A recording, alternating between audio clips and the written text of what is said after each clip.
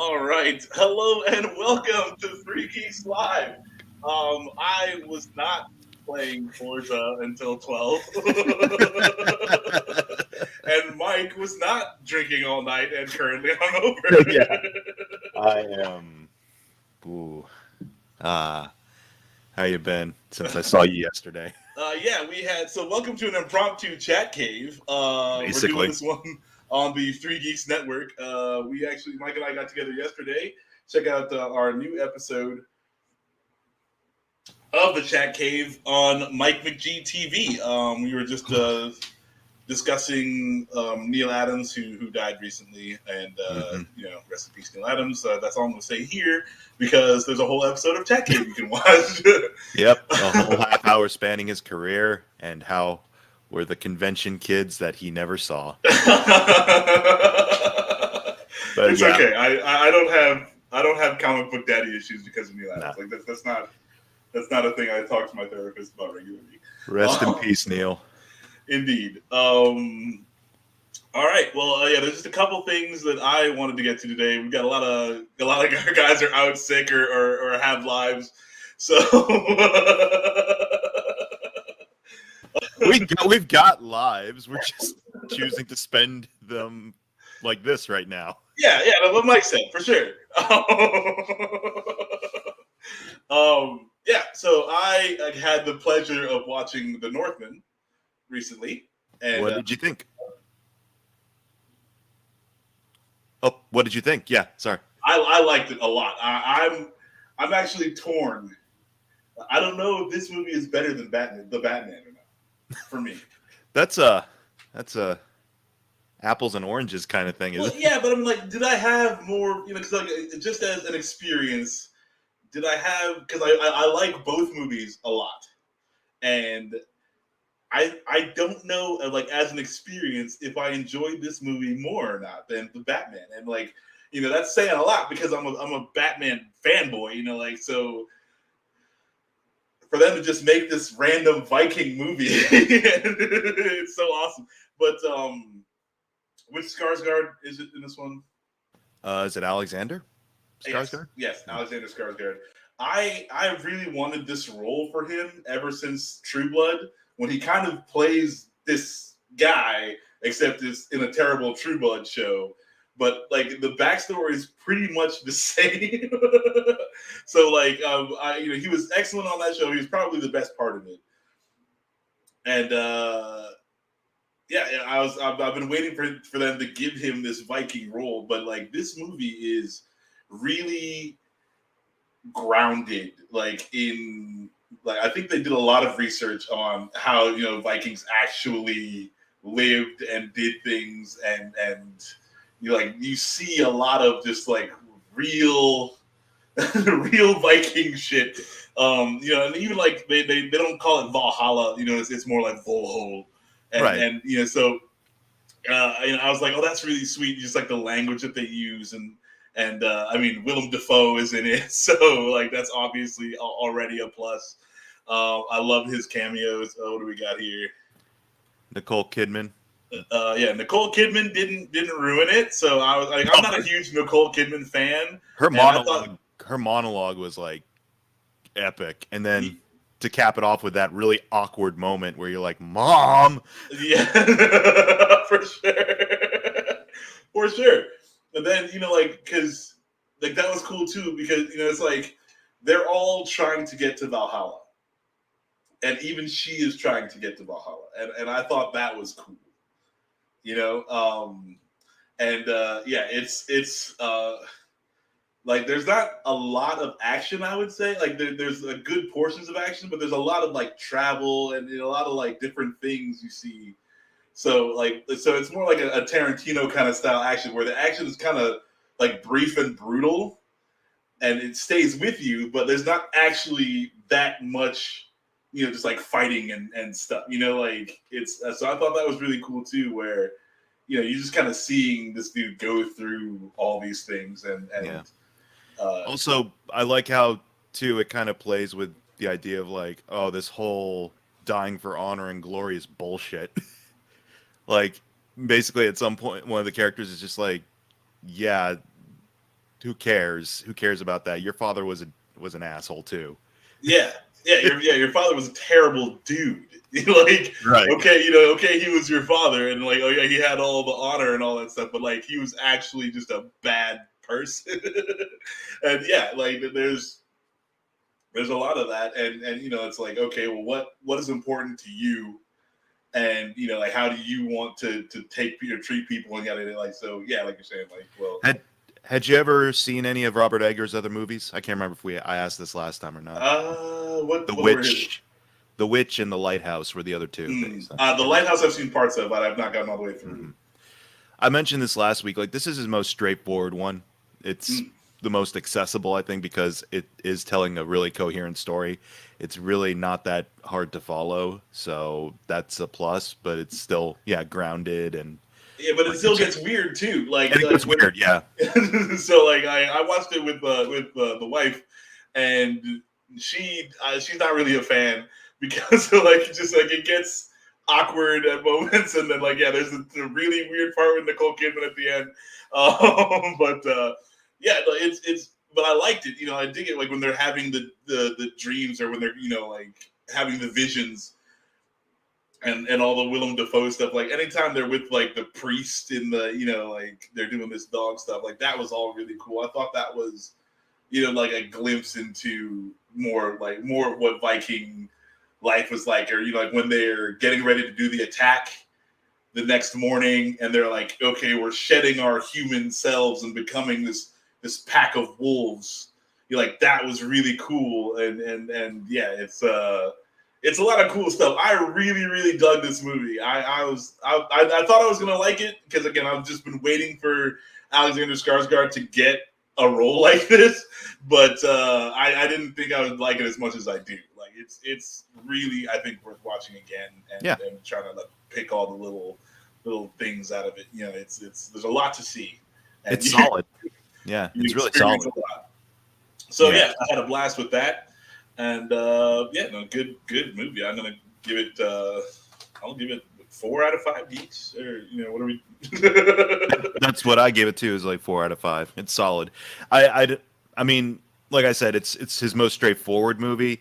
I do like The Witch and the Lighthouse a little bit more than this one, but it's still really a solid flick, a solid watch. So, yeah. I mean, I'm less into the artsier, like, weirder movies. So for my crowd, like, this is the one. Like, I'm not saying this guy's a bad director. I'm saying his movies might not be for you, but like, this one is going to be for you. It was definitely for the row of 10-year-olds that came there with their mom and dad. Oh God. Oh. That's what happened in my screening. Like, front row. A row of like 3 10-year-olds, and then mom and dad were there. Oh, and my goodness. Mom was like, okay, let's go to the concession stand at a certain point in the movie. She was okay with them watching like the intestines spill out everywhere, but it's like, oh God forbid, intimacy. Yeah. Like, no, what do you... Boobies, oh God. Like, oh my God. Terrible. I mean, that's America. You're like, fucking... I don't get it. I don't get it either. I don't understand why one thing is so acceptable to another thing. It's like, and you're like, people making love is. I don't understand why that's so terrible. It's a like, thing that happens. Kids can't watch that. And also, we're older too, so we're just like, whatever. This is par for the course in these films, so it's like. Yeah. So again, The Northman. Great flick, really good time watching. Did you go? What theater chain did you go to? AMC. Did they have the Nicole Kidman "This is why we're here at the movies" ad playing ahead? Yes. It's surreal. Like, at some point they're gonna run that ad, and it's gonna be a clip of her in this movie, and she's watching herself. So it's gonna happen. So. I'm okay. I'm okay with that. I like it, because I hate that. That's why we're here, stupid thing. Like, the only thing that I hate worse than that one is the Marcus Theaters owner. He always has a commercial in front of the movies, and I'm like, dude, like, no one cares that you own Marcus Theaters. Oh, like, he has a commercial for himself. Yeah. That's pretty funny. We have a Cinemark that I go to regularly here. I can't remember. Theirs is really forgettable. Like, it's just like They still have that cartoon cat? No, they don't have the cartoon cat anymore. But yeah. All right. Well, the only the only other thing I really had for today. This is gonna be like 15 minutes long. Yeah, was the new set of Magic the Gathering dropped, and I know you're a huge Magic the Gathering player. Yes. But it's called the Streets of New Cappena, and the theme is kind of like mafioso Italian gangsters. And there's like 5 different families, and they're all fighting against each other. But what I kind of wanted to talk about was that like they're getting away from like the fantasy core of Magic the Gathering. These last 2 sets, the one before this one was my favorite of all time, and of course they only have 1 set of it. But it was ninjas. It was Japanese theme. It was ninjas and robots and samurais, and is in the future. And this is Magic the Gathering? Yeah. But like, you know, they're doing like a crazy like techno magic sort of thing where, you know, like they're using magic to power all these things. And, I see. It's set like 1,000 years in the future, and I freaking loved it because I mean, like they've had a set before called from this area. It's called Kamigawa, and that was set back in, you know, like it's, you know, old like ninjas and samurais and stuff, but like, you know, actually fitting more into the Magic the Gathering fantasy theme. Okay. And but like that set, the game mechanics that they brought out in that set were terrible, and everyone hated it. And they're like, okay, we're never going back to Kamigawa. And I was like, well, I came into Magic after that set had been played, and I love ninjas. I love Japanese lore. I love ninjas and samurai. Like that's my thing. And I was like, and they're like, we're never going back there. And I'm like, well, great. Like I can't get ninjas because you guys made 1 bad set. And now I gotta suffer, you know. And it's like, hey, if you're making a new thing, you don't have to use any of the mechanics from before. Like it's a new thing. I just want ninjas and fucking samurais, right? Like, so okay, they're like, we're going back to Kamigawa. Thank you. I'm like, I get my ninjas, I get my samurai, but then they're like, hey, cherry on top, Max. Guess what? That other thing you love, giant anime robots, we're doing that too. It's just like a grab bag of different tropes that they were like magic. Yeah, but I really dug it, and the set was actually a hit. It was like the 3rd most profitable set they've had ever, and I'm like, here we go, like give me more ninjas and samurais, and they're like, no, we're done with that. But the mafia. Oh, yes, the mafia. Yes, the mafia is what we're doing now. So man, that sounds wild. Yeah, so it's really interesting, like how they're kind of getting away from the core fantasy, and I'm seeing these new sets where they're just like trying different things. You can really tell like Hasbro bought out the original company, Wizards of the Coast. They're owned by Hasbro now, and you can see where, like, I mean, some of it's good and some of it's bad, but yeah, like I was hoping, you know, Dan or Justin were going to be here to kind of talk about you know, how they feel about getting away from that core. Instead, you got the one guy who saw a Magic the Gathering card once in middle school. So. Yeah, I mean, I feel like that qualifies you to sure. have this discussion. The art looked really cool. I have no idea what the stats are on it, but the art looked really cool. But no, it's really interesting to me, and I kind of hope they do more branch out stuff. I definitely need them to go back to Kamigawa and give me some more freaking, because like, I mean, I was in when you said ninjas, I was in, right? Mm-hmm. But then they're like, okay, giant robots, and the ninjas can pilot the giant robots.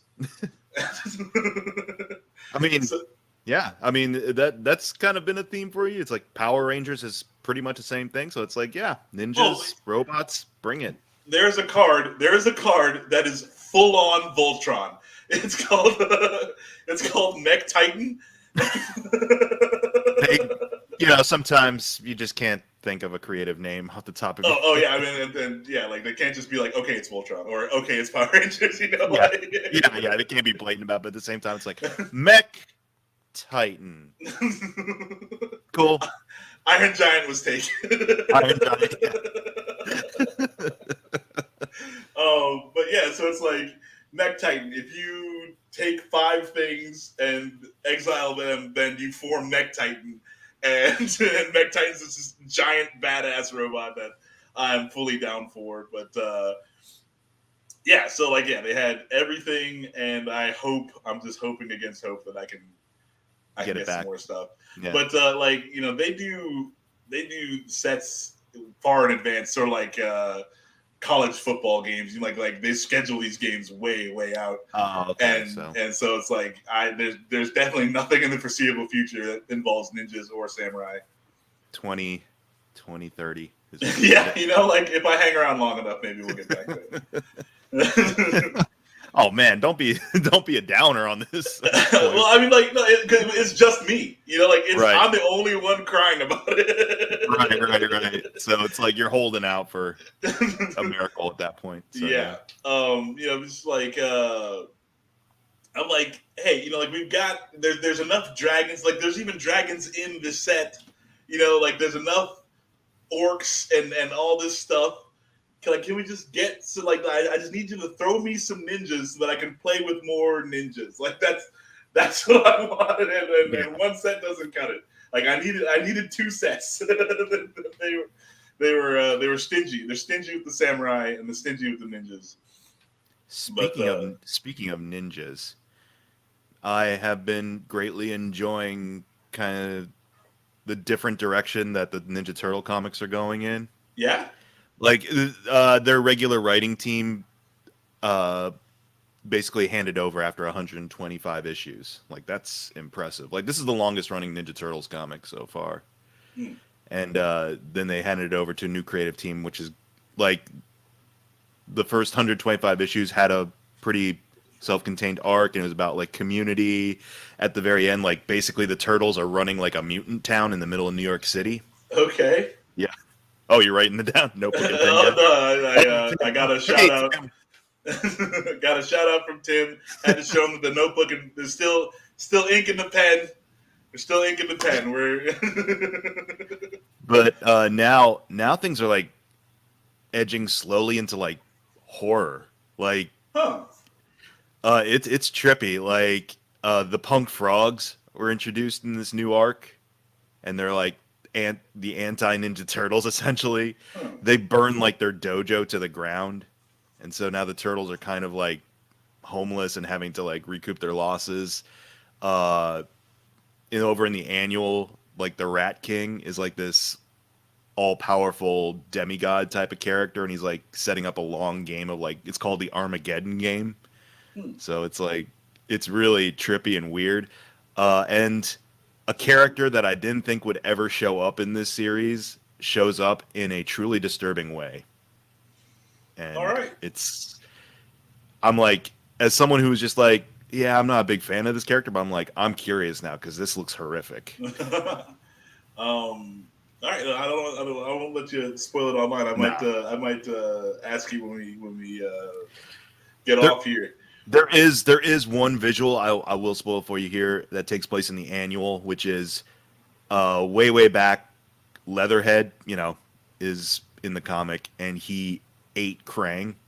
But Krang lives on in him, and so basically, like, it's Leatherhead with like Krang here in the stomach. In the cartoon, Krang would usually be in the robot body with the stomach, except now it's just Krang like popping out of Leatherhead's stomach, like in Total Recall. Yes, it's like he's Quado. Yes. It's really it's horrifying to see sometimes. All right, so they got like a Cronenberg Ninja Turtles thing going on. Yeah, it's getting into Cronenberg territory now. And I'm just like, oh. But which, another thing I passed along to the chat is that what's his name dropped out of the Fantastic Four. The Spider-Man director. John Watts, yeah, he dropped out. So I'm okay with that. We'll see who they get. He's a good director. I don't I don't want to disparage him or anything like that. I've really thoroughly enjoyed like all these Spider-Man movies. From what I understand, it's they say this all the time. It's like it's a mutual, but it sounds like he's just burnt out because he's like, I just made the biggest fucking movie ever. Like, right.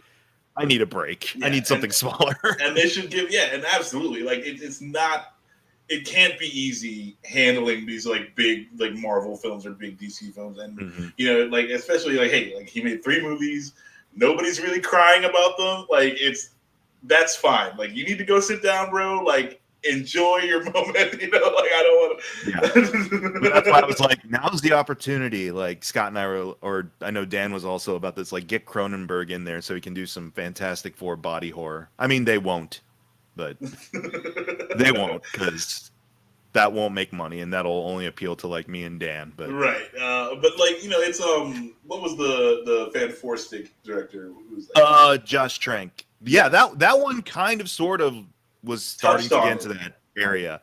I'm just saying, go full tilt and get someone who will make it really uncomfortable. But they won't because kids. For sure. Also, it's like there's a comic book where I'm just remembering this panel where it's like they had to keep Reed Richards in a bowl. And you never really like could see. This sounds really familiar. There was a series called Ruins, which is like a parody on, that Alex Ross miniseries Marvels that he painted, where it was about like this photographer who follows throughout the history of the Marvel universe. It was basically like the anti that, where everything that could go wrong did go wrong for the characters, and like the Fantastic Four, they weren't heroes; they got horribly messed up by their conditions. Yeah. So it's like, and then there's another panel, and I know this one was from Ultimate Fantastic Four, where Reed is talking to Ben Grimm. He's like, "Do you poop?" He's like, "Don't ask." You don't want to know. Yeah, and it's like that stuff. Like what weird things would happen from this? It's like before Reed like could figure out how to literally pull himself together, like keep him in a bowl, or like you're saying, they're doing like weird like bone cracking or like his skin kind of like peeling. Yeah. Like that would be cool. I think that would be a very interesting aspect, especially since they have yet to nail like the superhero horror movie. Apparently, that's what Multiverse of Men is gonna be. The first Marvel horror movie. Yeah. Okay. We'll see how it goes. Like I'm like, I'm not. Do you have your tickets already for that or not? Oh yeah, I do. Actually, it worked out. It worked out because I forgot to buy tickets for the longest time. Then when I went to buy tickets, like there were no good seats at all. But I'm like, okay, I gotta get some tickets. So I just bought because like there's like 35 children I have to buy tickets for now, and like all this bullshit, right? So I buy the block of shitty seats. I go through and I pick everything, but I didn't hit the purchase button. Something caught my eye, right? So then I'm like, fuck, I gotta go buy these fucking tickets. But they added shows. So now I got like great seats in a good theater. And it all worked out. So, thankfully I saw the squirrel then, and I had to wait for a couple more days, and they're like, oh, this movie is actually selling. We're going to do some more showings. Oh, yeah. Well, it's going to be fine. They're going to do numbers. I seriously doubt that they're going to, if they're going a horror route, it's still owned by Disney, and I don't see that being scary or thrilling in that way. Right. Their idea of horror is, we got the guy who made Evil Dead to basically just run the production.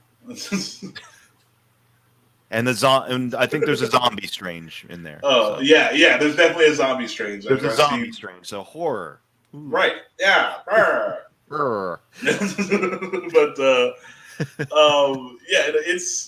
it's gonna be just kind of blah. It should be fun. It'll be fine. It's nice. But I'm waiting for them to like I was hoping Morbius might do it. I was like, hey, like this is your chance, right? Like it's a vampire. There's a lot of like different horror things you can do, and no, absolutely not. There was that time. And I'm not saying it was successful because it wasn't, but before Marvel Studios was a thing, like they had the Marvel Knights line, which was like Punisher, Warzone, and I think the Ghost Rider movies were like they were meant to be darker stories. Like Yeah. I think Marvel needs to have something like that, and where you can basically do this, where you can have like a more horror based film that is catered more towards an older audience or something like that. Or that's what I thought What If was gonna be, but then I'm like, oh no, it's animated, it's on Disney Plus, it's gonna be Oh yeah, no, kiddie hard. there's no chance. I mean, they'll do the zombie thing, but it's also like relatively tame zombie stuff. Yeah, and freaking Ant-Man's head is cracking jokes the whole time. Like, Yeah, steaks. What are those? But no, that's what I was thinking. Like, you could do a dark FF movie. You could do like an actual Marvel Zombies movie that can be pretty terrifying. It's like, yeah, I mean, like I'm kind of over zombies. Like I've Yeah. been zombied out. Like, they're overexposed. Yeah. But you know, yeah, but you're not wrong. You know, like they can. It's the same thing as like, you know, the Dark Knight or even the Batman. Like when you make like a detective movie that's, you know, happens to be about Batman, like that is better than you trying to just make a Batman movie and you know, like all the zany stupidness that comes along with that. Mm-hmm. Like I know Dan isn't a huge fan of like the grittiness, but like I feel like there's a medium you can there's a level you can find that will bring everything together. And I'm interested to see. I'm not even a horror guy. Like I don't really like horror, but I feel like there's a lot of this stuff. You know, yeah, Fantastic Four could be it, or in a body horror sort of way. Mm-hmm. But yeah, like Morbius could have been it. Like Blade, if they do Blade, could be it. That's the one where I'm nervous about, like it being integrated into the mainstream Marvel movies, just because I like the Blade movies. With, you know, like one's a solid action horror movie. Two is awesome.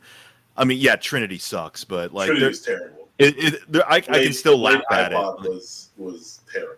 Yeah, but like that's the one where I'm like, oh, I really hope they don't pull their punches with Blade, because you know, it's vampires, it's blood, and that, yeah, like you said, Morbius could have set a standard, but from what I understand, because I haven't seen Morbius. Oh, Morbius is straight out of 2002. Yeah, I have no desire to see Morbius. It is. If Morbius would have come out exactly as is in 2002, it would have been the greatest superhero movie of all time.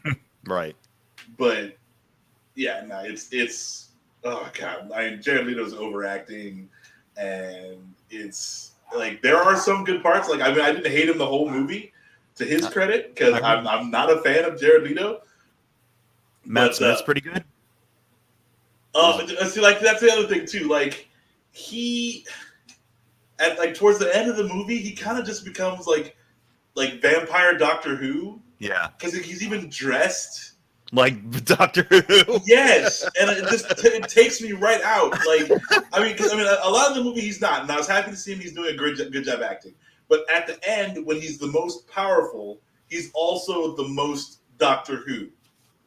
And it's like it just did not help the movie. But he did all right though. Like I heard the reason he joined on was because he heard good things about Marvel Productions from what's her name, Karen Gillan from Amy Pond. And it's like, yeah, because those are like Marvel James Gunn stuff. You're in something completely different, dude. So that's a Sony movie. Like you went for a Sony movie, bro. Like, and you know, somebody pulled the rug out from under him. I get it. And I'm British. I don't understand what the difference is.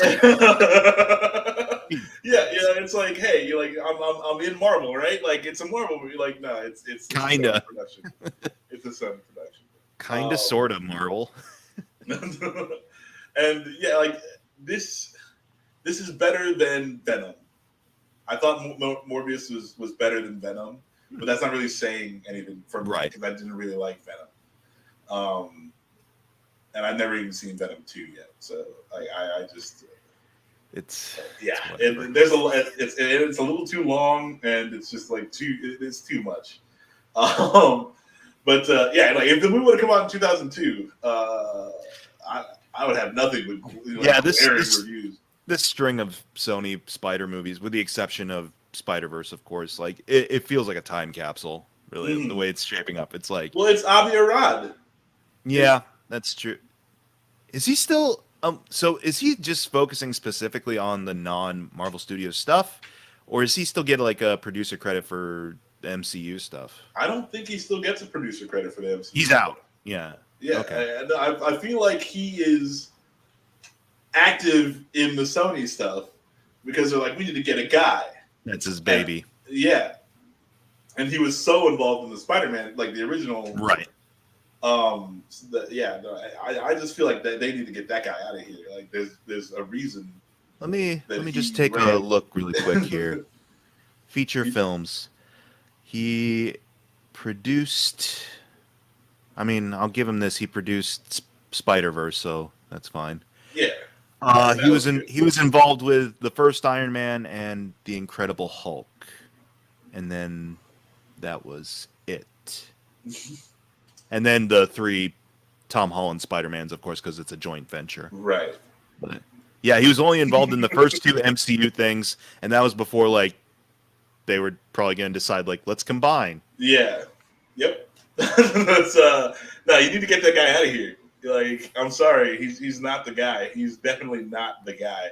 And I you see them trying in Morbius to make it like a now movie, but they're still just doing all the things. Yeah, if this would have come out with the original Tobey Maguire Spider-Man, it would have been amazing. Companion piece. Yeah. Well, that's the thing is that like that's why it feels like it's a time capsule. Is probably because of some of his involvement, even if he's just an executive producer. But like, it's in the '90s. His company was basically what saved Marvel when they were in bankruptcy. Like yeah, the toys. He did that by selling off pieces of Marvel. Yeah, and he fucking is the half the reason that they can't do everything they want to do at Marvel. Right. And they have so much trouble with Spider-Man because of this asshole. Like I shouldn't call him an asshole. I'm sorry, but this like, dude, this guy. Like okay, he did like he made good business. Mm-hmm. But that's not necessarily good comic books, and it's really hard to make those two mesh. But right. he's half the problem. We're sitting in this. Like Sony won't give up the rights to we just pried Fantastic Four from them, like and they won't give up Spider-Man. They refuse to do that. So like it's Fantastic Four was a Fox proper. Like, they've had them for a while. It's just a matter of figuring out a time and place to actually implement them, which again, I hope they can pull. That's the one franchise I'm genuinely hoping they can do something good with, just because like Fantastic Four's had a rough break, and they're like the first Marvel family, so it's like and it's really because like Doctor Doom is one of the top tier villains. Doctor Doom done correctly is a fucking great villain, and it sucks that we have no Doctor Doom, and then obviously Reed Richards is one of the greatest minds in the Marvel universe. We have no Reed Richards. Invisible Woman is one of the most powerful female characters of all time. No Invisible Woman. It's sad. It's just it makes me sad.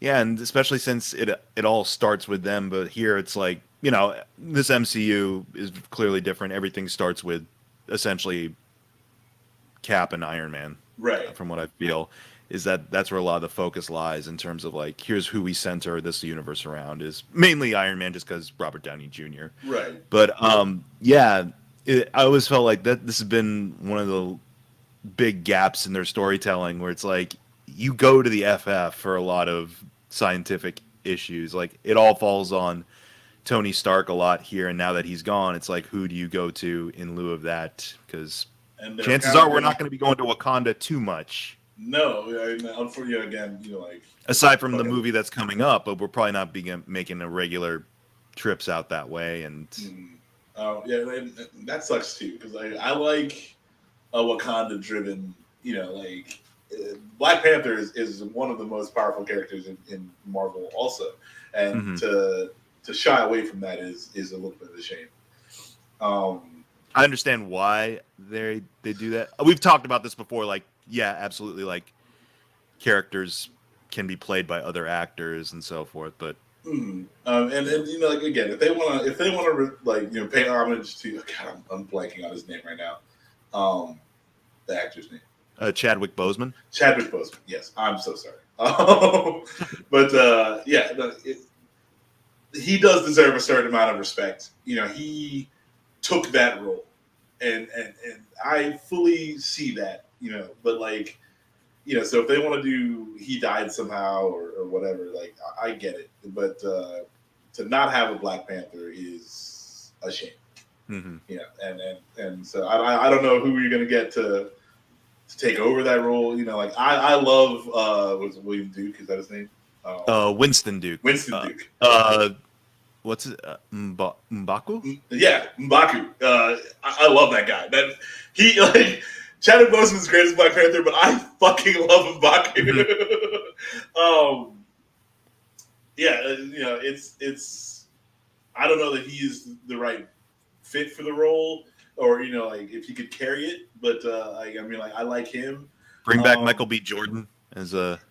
That would be kind of cool. He's been rehabilitated physically and emotionally. Yeah, because technically, you don't see him die on screen. Kind of see him die, but yeah, kind of. But you know, again, like vibranium can do wonderful things, right? Like they have all the super modern technology, so it's not like out of the question for them to.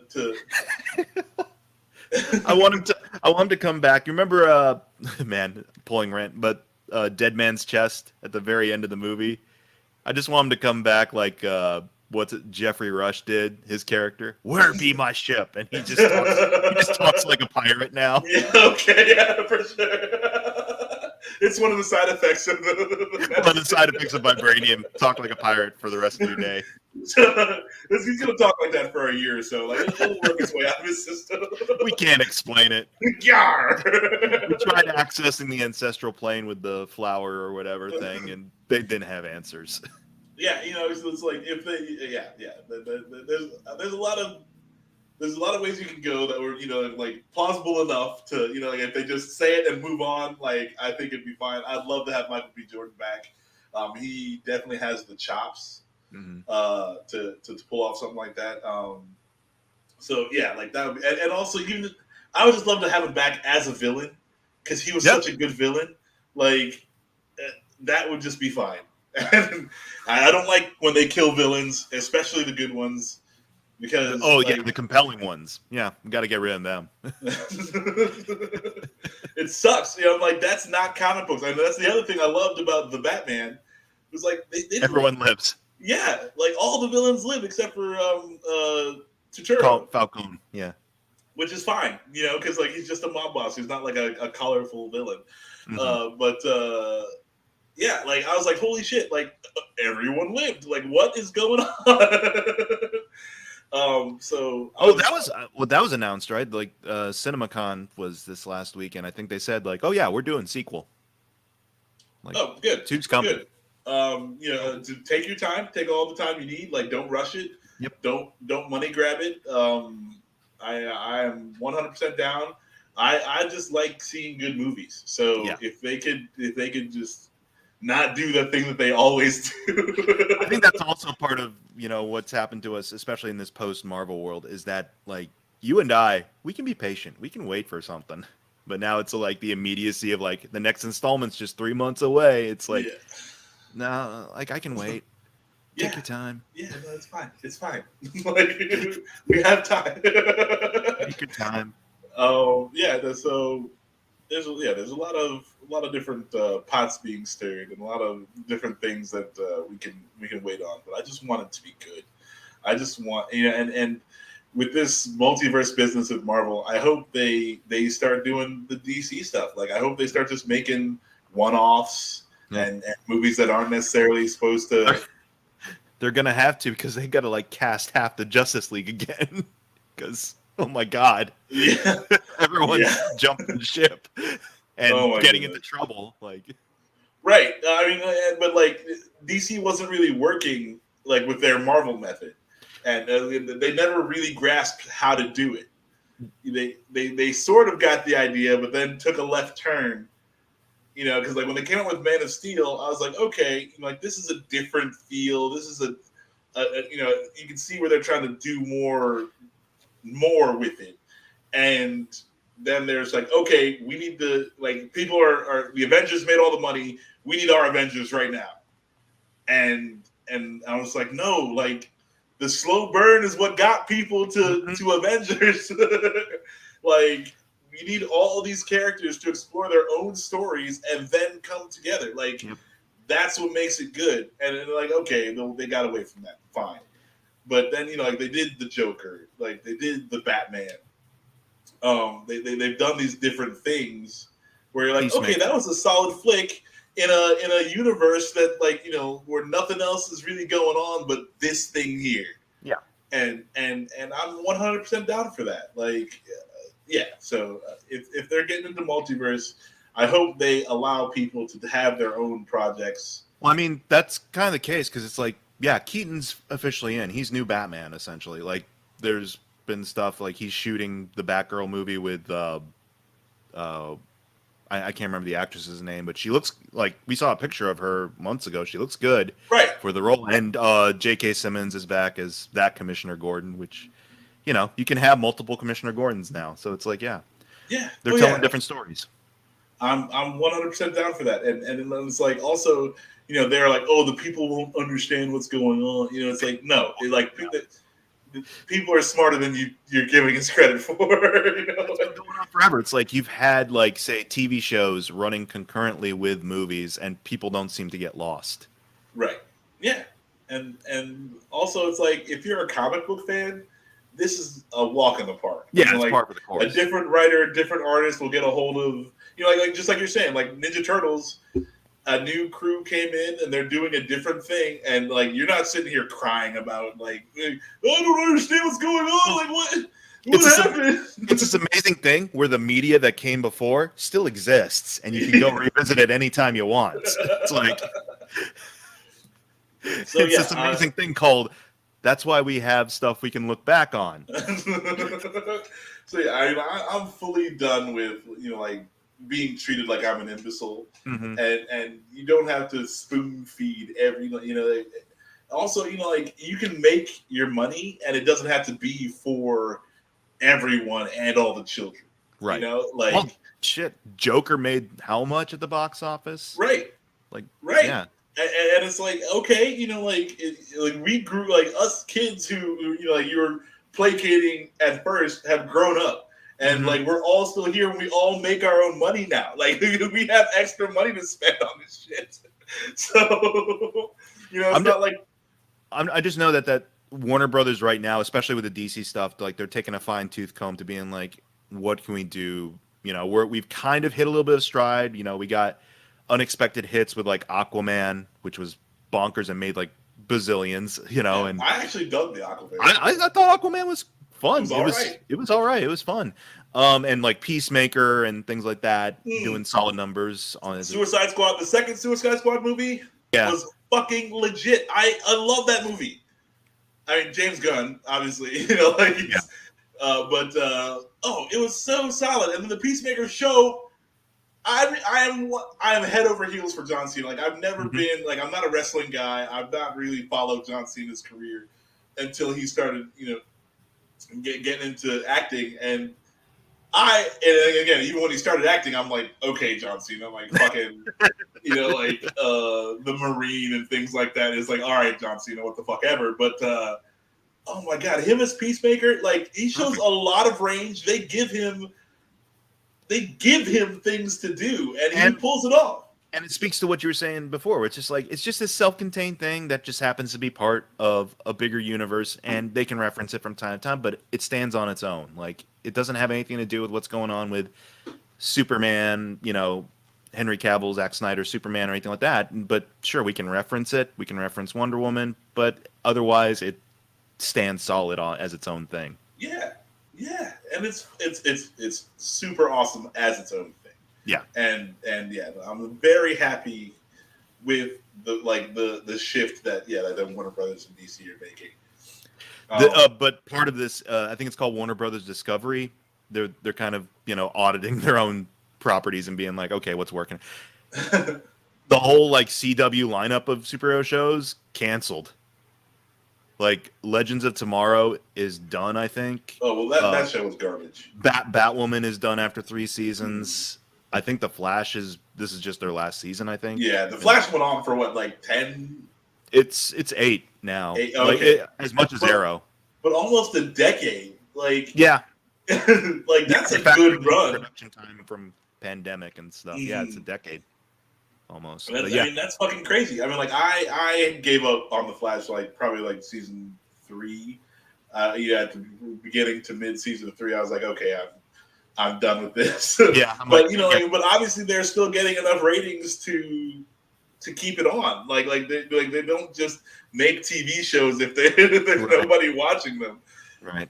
So I mean, like that speaks to, and I prefer the TV show Flash to Ezra Miller. Honestly, I feel that way about Superman and Lois right now.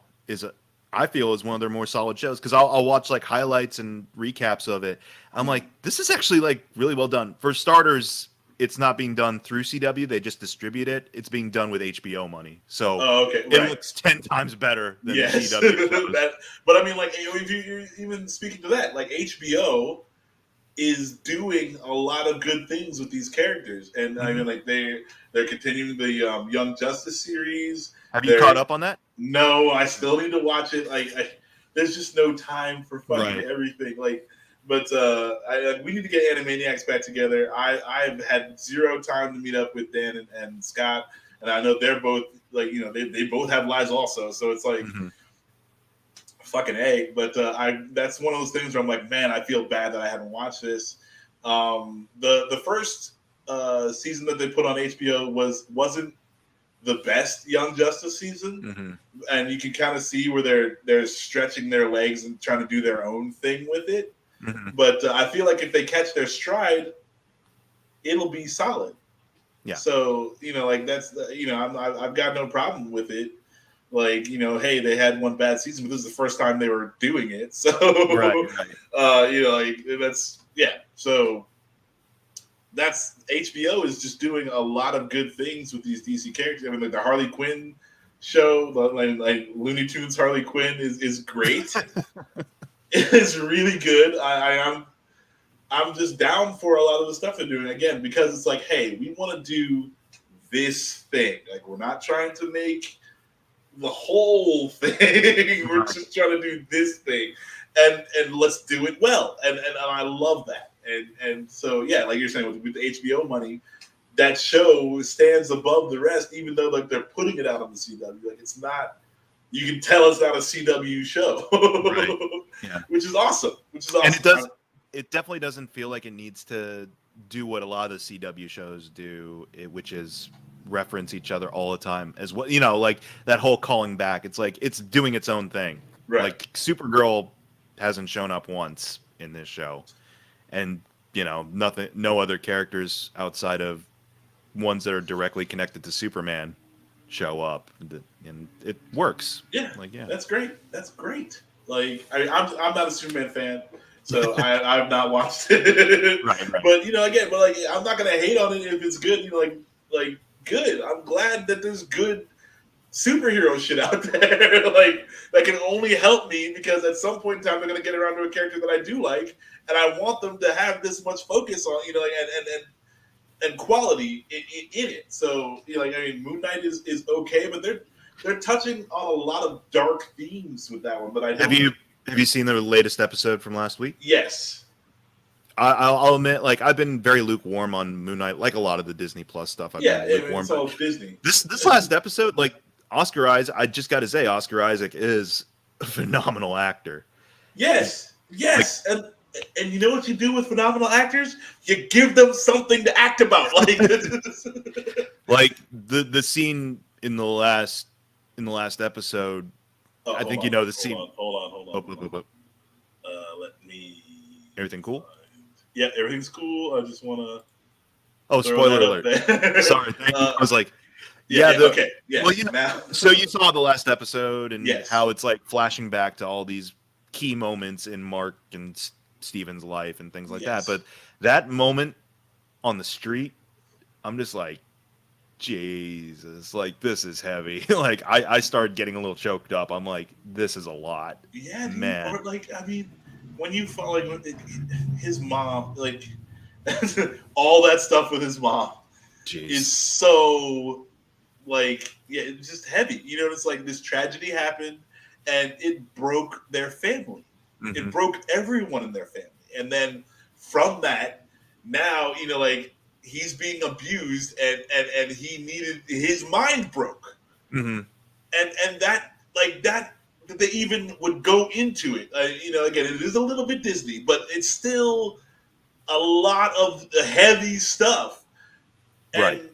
And I was like, wow, I didn't think they would throw that punch. You And know, again, it's its own thing. They have yet to talk about any other Marvel characters, and I'm just like yes, thankful for that because I'm like, yes, let's get into. I know they won't get into it like you said, as in depth as like a more mature or adult type of story would because Disney. But at the same time, I'm like, man, you really kind of are going for like some deep seated trauma here and how that forms someone's psyche or can shatter yeah. someone's psyche in a But I way. mean, It's like like, even before this episode, when Steven would go and talk to the statue man, hmm and he's like, you know, he's using this guy as his therapist, but right. I'm like, that is telling, you know, like, hey, like I need therapy.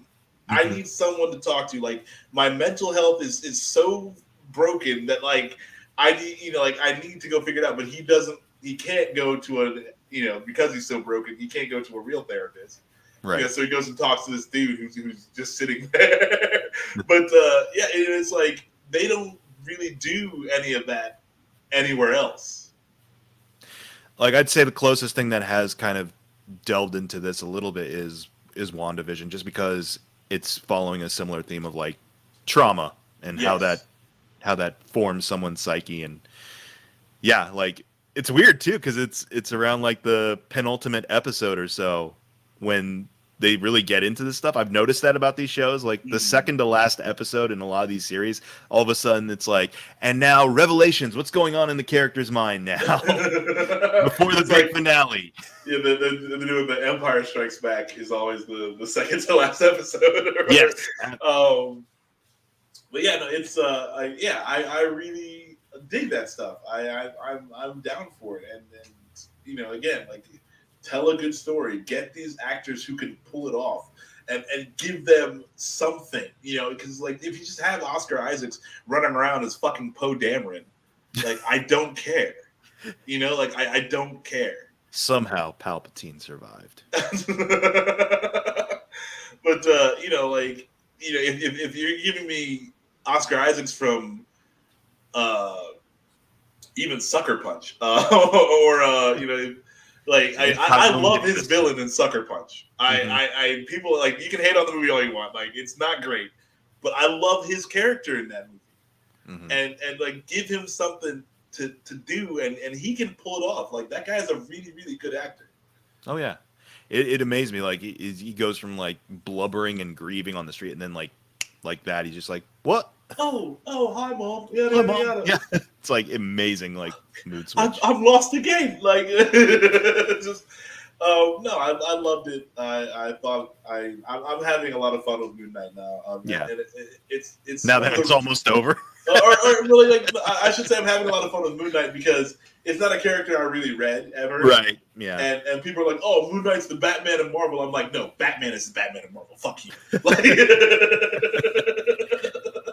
I will say it was a trip because I went to see the Northman, you know, when it came out that its opening weekend, but beforehand I saw the latest Moon Knight episode, and then I go into Northman. I'm just like, I was just watching Ethan Hawke. It's an Ethan Hawke oh Friday. yeah, I did the same thing. I was like, Ethan Hawke is fucking everywhere. Like, what is going on? Hey, I love it, man. Ethan Hawke's kind of great. So Yeah, again, you know, if he's pulling it off, I'm 100% down. Like, I feel like Ethan Hawke does acting a lot. You know, it's like I am acting, well, but it is his job. So yeah, no, but like there's it's the difference when someone like becomes their character versus them acting like their character. You know what I'm saying? Like, and I feel like he's definitely like thrown into these roles, and he I don't know if he's taken a step up because, like, I don't know, a lot of Ethan Hawke before, I feel like you could tell he was acting. I mean, it depends on the role too, because it's like, well, here he's a villain, so he can play it a little bit more subdued and sinister. In Northman, he's a zealot for all intents and purposes, so he's gonna go full tilt. Yeah. And then you got something like where he's in an indie drama and he's more, or like Boyhood, and he's more subdued and things like that. So yeah, absolutely. I mean, he's doing a great job. I've not been mad at Ethan Hawke for any of the most recent things I've seen him in. So yeah, absolutely, just doing it, and yeah, he is fucking everywhere. But the Hawkassance. We had the For sure. McConaissance. Now we're having the Hawkassance. It's great. It's good. I like seeing good work being done. I enjoy when everyone is fully involved, and that's what we're getting. And so it only benefits everyone. Yes, I concur. Hold on, let me see if we got any more comments here. No. Do we have more comments? Yeah. it's just an extended chat cave here. Yeah. I'm so good. Like, I think I'm gonna call it here. I'm good too. We managed to do this for an hour in your special chat cave extra episode, chat cave live. I guess, yeah. No, we didn't talk about Batman at all, though, so it's like it's a Three Geeks thing. For sure. No, I had a lot of fun, Mike. Thank you so much for coming on and co-hosting with me today. Catch Mike over youtube.com/MikeWithGTV. He's got all kinds of good content for you to check out there. Reviews, original content, just stuff on stuff. And like I said, check out our Neal Adams episode me and Max did yesterday. I want to hear that's your thoughts already up. We're working on some new graphics. So yes, I'll see what I can come up with. We're adding production value to the chat cave. I'm 100% down. But no, it's all good. Just great stuff over there, Mike. You're doing good work. I love watching your stuff. Thanks. And your Oscars. Your Oscars movie. Oh, the movie. Yeah. It's doing all right. Doing well. We'll see. I'm not sure when the guy's doing his award show thing, like, or even who's nominated. There's like 500 some films, so it's like that's. I mean, hey, like I love that you go out there and you do a thing. That's not whether you get the recognition or not. Like, mad kudos for do a thing. Yeah. So check him out over there, youtube.com/MikeWithGTV. And I'm going to say recycle your droids. 3geeks.ninja. 3geeks.ninja.